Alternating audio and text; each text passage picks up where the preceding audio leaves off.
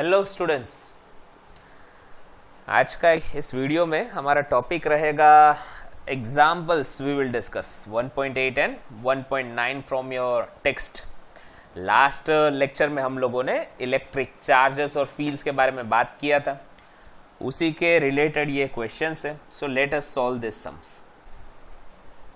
Look at this example. An electron falls through the distance of 1.5 centimeter in a uniform electric field of magnitude 2.0 into 10 raised to 4 Newton per coulomb. So what is it? ये दो plate यहाँ पे जैसे आपको diagram में बताया है, एक नेगेटिवली चार्ज प्लेट है, other one is positively charge plate. ठीक है, अब इन दोनों के बीच में जो इलेक्ट्रिक फील्ड प्रोड्यूस हो रहा है उसका value 2 into 10 raised to 4 newton पर कुलम के जितना है। दोनों प्लेट के बीच का distance, let me represent it by R, that is equal to 1.5 centimetre.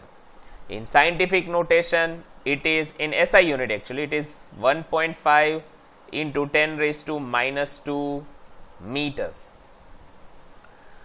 Now आपको ये बोला है कि इलेक्ट्रॉन यहां से हमने फ्रीली इसको छोड़ दिया। अब इलेक्ट्रॉन की डायरेक्शन क्या होगी?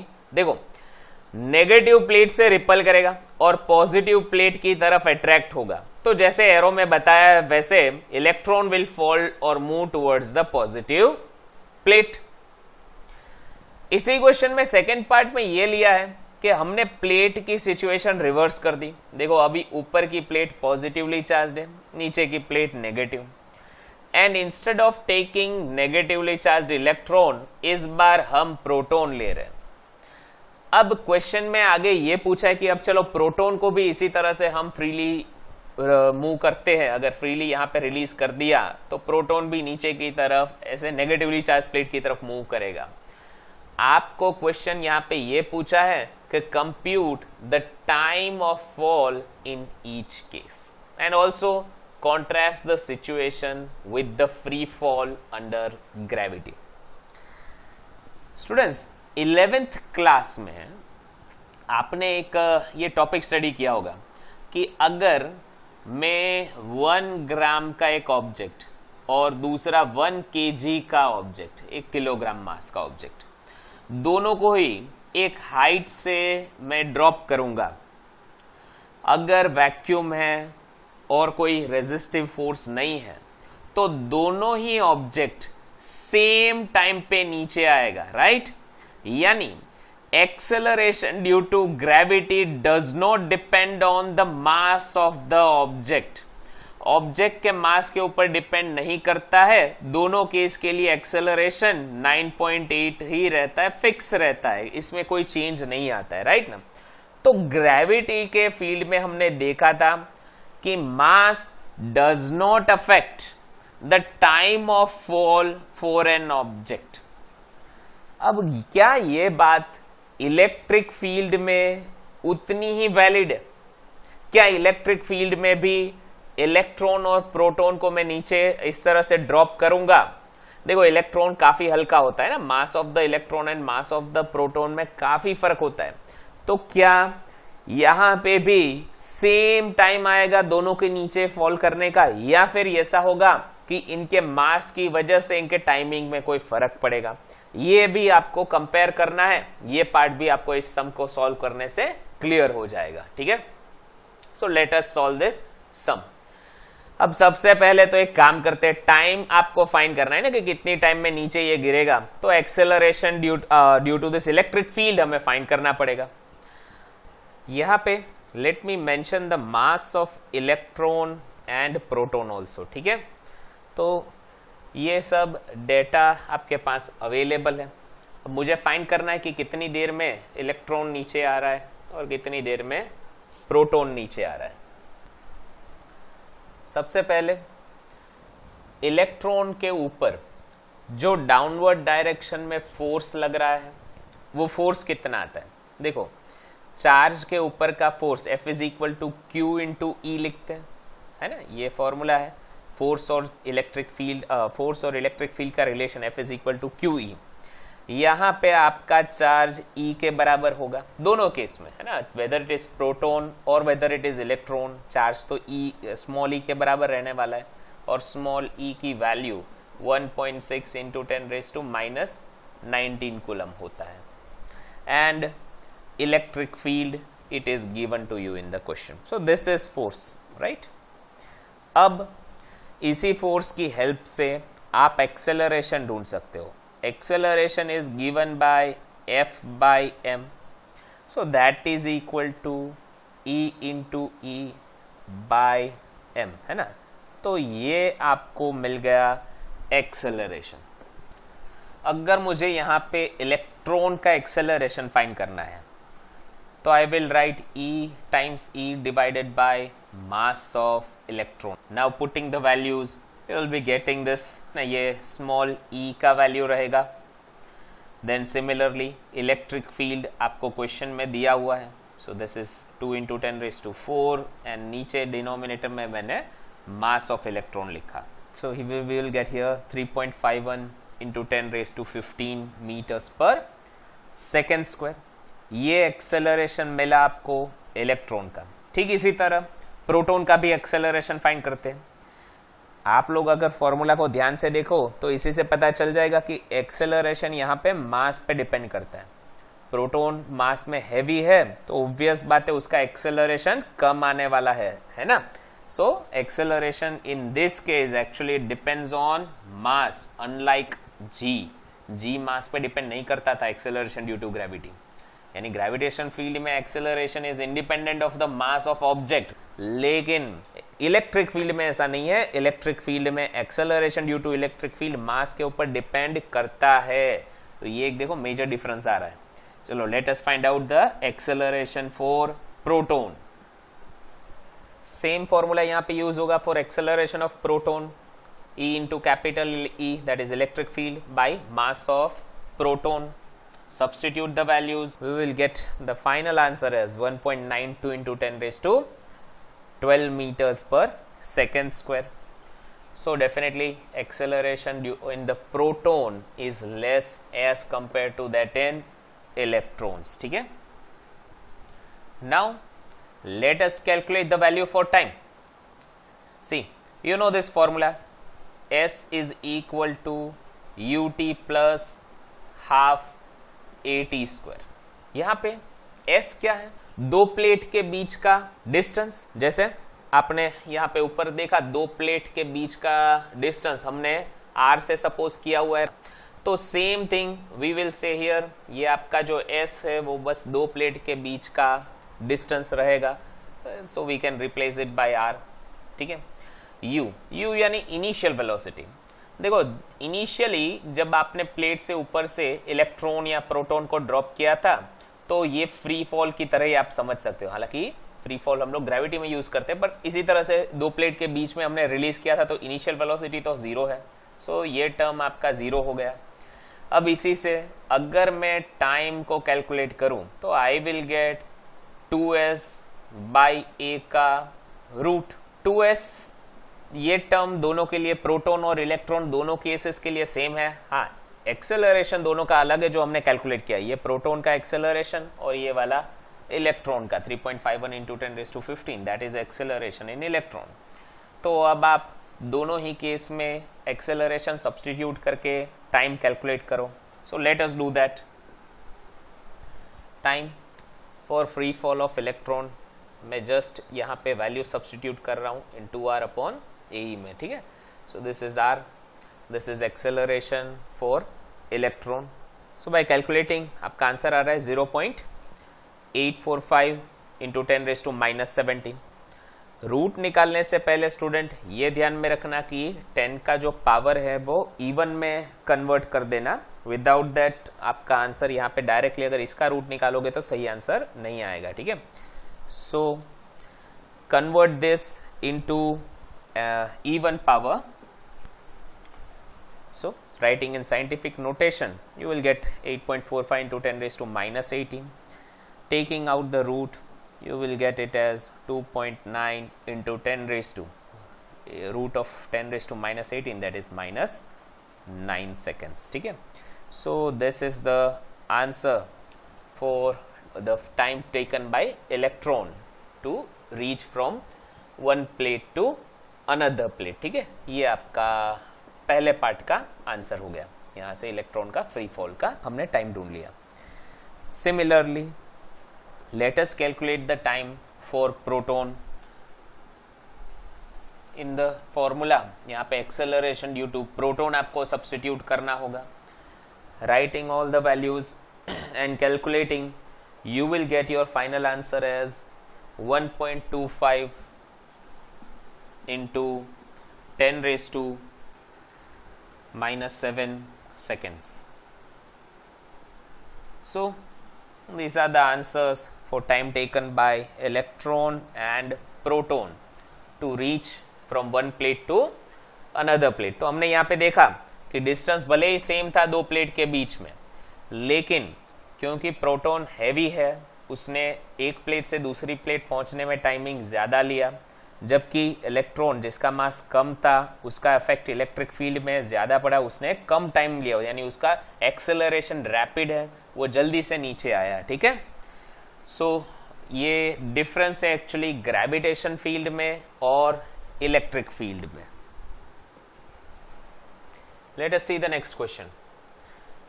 इसमें आपको दिया है दो चार्जेस आपको रखे हैं Q1 एंड Q2 और दोनों के बीच का जो डिस्टेंस है वो आपको क्वेश्चन में लिखा हुआ है कि it is sorry the charges on both of them are 10 raised to minus 8 coulomb and minus 10 raised to 8 coulomb. एक पॉजिटिव चार्ज है और एक नेगेटिव चार्ज है.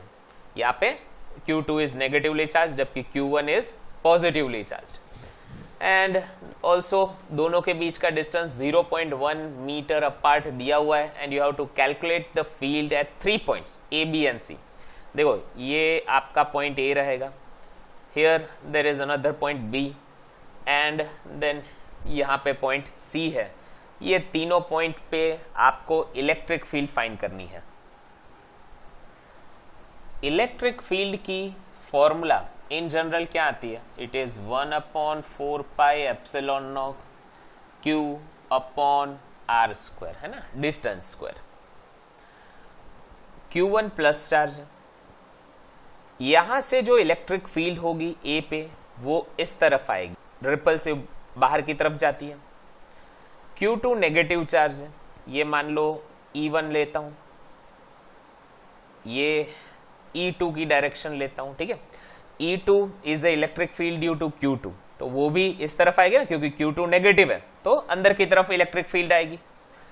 जब एक पॉइंट पे दो चार्ज की वजह से इलेक्ट्रिक फील्ड लगती है तो रिजल्टेंट इलेक्ट्रिक फील्ड दोनों का वेक्टर सम होता है. ये आपने स्टडी किया हुआ है, तो आपको E1 और E2 फाइंड करना है और दोनों को ऐड कर देना पड़ेगा. यहां पे क्योंकि डिस्टेंस सेम है दोनों ही चार्ज का, Q1 का भी और Q2 का भी, पॉइंट A से डिस्टेंस सेम है. A is actually the mid point of the charges Q1 and Q2. So as a result आपको E1 और E2 का मैग्नीट्यूड सेम ही मिलेगा. डायरेक्शन डेफिनेटली डायरेक्शन भी सेम ही आ रही है, माइनस चार्ज है इसलिए ये इस तरफ अट्रैक्ट करेगा, प्लस चार्ज जो है वो भी बाहर की तरफ इस तरफ from Q1 to Q2 direction ही आ रही है. सो इलेक्ट्रिक फील्ड की डायरेक्शन भी सेम है. मैं यहाँ पे जस्ट वैल्यूज लिख दूंगा. It is 1/4 pi epsilon nought Q by distance square. आप चाहो तो Q1 लिखो या चाहो तो Q2 लिखो, doesn't matter. Plus minus sign अभी के लिए इग्नोर कर देते हैं. So now just substitute the value and get the answer. 1/4 pi epsilon naught की वैल्यू 9 into 10 raised to 9 है. Q1 यानी चार्ज की वैल्यू थी 10 raised to minus 8 coulomb. Division में डिस्टेंस स्क्वायर, डिस्टेंस कितना दिया है 0.05, इसका स्क्वायर करो. नाउ कैलकुलेटिंग, आपका आंसर आएगा 3.6 into 10 raised to 4 newton per coulomb. सो आपका resultant electric field eight A, that is just summation of E1 and E2, right ना. तो बस दोनों का समेशन कर दो. यहाँ पे E1 और E2 सेम है ना मैग्नीट्यूड वाइज, तो दोनों को ही E1 लिख दो। सो आपका resultant answer just 2 times E1 आएगा, यानी 2 टाइम्स 3.6 इंटू 10⁴ आप कर सकते हो। Just multiply and get the answer which is 7.2 into 10⁴ newton per coulomb. अब क्योंकि आपको इलेक्ट्रिक फील्ड ए का लिखना है तो उसको डायरेक्शन भी बता देना। Electric field is a vector quantity. कौन सी तरफ आ रहा है इलेक्ट्रिक फील्ड ए पे? It is moving towards the right side ना, इस तरफ आ रही है। So it is moving towards the right side. तो आपको यहाँ पे लिख देने का कि E A is directed towards right side. आप ऐसा भी लिख सकते, it is directed from Q1 to Q2, ठीक है। So that will be the answer for the first part of the question. अब हम इलेक्ट्रिक फील्ड एट बी की बात करते हैं कि बी पे कितना इलेक्ट्रिक फील्ड आएगा। Let us see that. यहां पे बी पॉइंट पे जो इलेक्ट्रिक फील्ड है Q1 की वजह से ये डायरेक्शन आएगी इस तरफ, है ना। This is the electric field at B due to charge 1। Second charge negative है तो इलेक्ट्रिक फील्ड की ये डायरेक्शन आएगी, electric field at B due to charge 2। अच्छा, एक और बात, डिस्टेंस भी अलग अलग आएगा। देखो Q1 से इसका डिस्टेंस तो 0.05 मीटर है, लेकिन Q2 से अगर मैं डिस्टेंस मेजर करूंगा तो इट इज 3 टाइम्स 0.05, राइट ना। तो आपका आंसर आएगा 0.15 मीटर्स। सो डिस्टेंस अलग है, मतलब electric field due to Q1 and Q2 magnitude wise भी अलग अलग होगा। सबसे पहले let me calculate electric field at B due to first charge, ठीक है। Q1 की वजह से कितना फील्ड आ रहा है, you will directly right the formula 1/4 pi epsilon not charge Q1 upon distance square. Let me से इट इज R1 स्क्वायर, ठीक है। आपका R1 यहां पे आ रहा है 0.05 मीटर्स, R2 आ रहा है 0.15 metre. So will use this equation. आप 1/4 पाई एप्सिलॉन नॉट की वैल्यू सब्स्टिट्यूट करो, 9 इंटू 10⁹ Q1 की वैल्यू 10⁻⁻8 कूलम आएगा। R1 स्क्वायर यानी 0.05 का स्क्वायर होगा, ठीक है। Now just calculate the value and you will get it as 3.6 into 10⁴ newton per coulomb. Similarly, let us calculate the electric field because of second charge, that is Q2. यहां पे formula में just value substitute करेंगे, ignore the negative sign. Q2 की value आप लोग 10⁻⁸ same लिखोगे, distance अलग है, सो 0.15 का स्क्वायर लिखो। Calculate this and you will get 4 into 10⁻³ newton per coulomb, ठीक है। So this will be the answer for electric field at B due to second charge. Definitely दोनों इलेक्ट्रिक फील्ड यहाँ पे आप ऊपर डायग्राम में देखो ऑपोजिट डायरेक्शन में आ रही है, तो आपकी रिजल्टेंट इलेक्ट्रिक फील्ड क्या होगा, दोनों का डिफरेंस होगा। So electric field at B will be difference of both electric field at B due to first charge minus electric field at B due to second charge. अब दोनों ही values आप यहाँ पे जो कैलकुलेट किया है बस उसको सब्स्टिट्यूट कर दो। So you will get this as 3.6 into 10⁻⁴ minus 4 into 10⁻³ taking the difference. Obvious बात है, जब पावर अलग अलग हो तो डायरेक्टली आप डिफरेंस नहीं लिख सकते। You will write 3.6 into 10⁻⁴ minus 0.4 into 10⁻⁴। Powers को सेम करो और अब आगे के टर्म्स को डिफरेंस ले लो। You will get 3.2 into 10⁻⁴ newton per coulomb. So that is the electric field at the point B, ठीक है। तो आपको बी पॉइंट की इलेक्ट्रिक फील्ड मिल गई। यहाँ पे स्टूडेंट्स इलेक्ट्रिक फील्ड की डायरेक्शन कौन सी होगी, तो electric field will be directed towards the left side. आप डायग्राम से देखोगे तो ये लेफ्ट साइड की तरफ आपको रिजल्टेंट डायरेक्शन दिख रहा है। ऐसा मैं क्यों बोल रहा हूँ, देखो आप दोनों वैल्यूज को कंपेयर करो तो EB1 बड़ा आ रहा है कंपेयर टू EB2, यानी कि electric field due to first charge ज्यादा डोमिनेंट है। तो Q1 ज्यादा स्ट्रॉन्गर वे से इस तरफ की फील्ड क्रिएट करेगा कंपेयर टू सेकेंड चार्ज। उसकी फील्ड थोड़ी वीक हो गई है ना, क्योंकि डिस्टेंस भी बढ़ गया है। सो फर्स्ट चार्ज का डोमिनेंस ज्यादा होगा और उसकी इलेक्ट्रिक फील्ड लेफ्ट साइड आती है, इसलिए आपके रिजल्टेंट इलेक्ट्रिक फील्ड आपको लेफ्ट साइड की तरफ मिलेगी। अब इस क्वेश्चन का लास्ट पार्ट आता है, आपको electric field at C find करना है। तो Q1 और Q2 इन दोनों से हमारा जो पॉइंट C है वो सेम दूरी पे, देखो 0.1 मीटर्स की दूरी पे। Q1 की वजह से इलेक्ट्रिक फील्ड ये डायरेक्शन में मिलेगी, Q2 की वजह से इलेक्ट्रिक फील्ड डाउनवर्ड इस तरफ मिलेगी, है ना, नेगेटिव चार्ज है तो रेडियली इनवर्ड इलेक्ट्रिक फील्ड आती है। सो आपका C1 electric field at C due to first charge and electric field at C due to second charge, वैसे मैग्नीट्यूड वाइज सेम आएगा क्योंकि डिस्टेंस सेम है और चार्ज की वैल्यू भी सेम है। हाँ, पर दोनों की डायरेक्शन अलग अलग मिलेगी। Let me name this as E only, ठीक है, मैग्नीट्यूड वाइज तो आफ्टर ऑल दोनों सेम है, so let me name this as E। इसकी वैल्यू कितनी आएगी? It is 1/4 pi epsilon naught into Q upon distance square. Charge Q1 लिखो या Q2 कोई फर्क नहीं पड़ता है।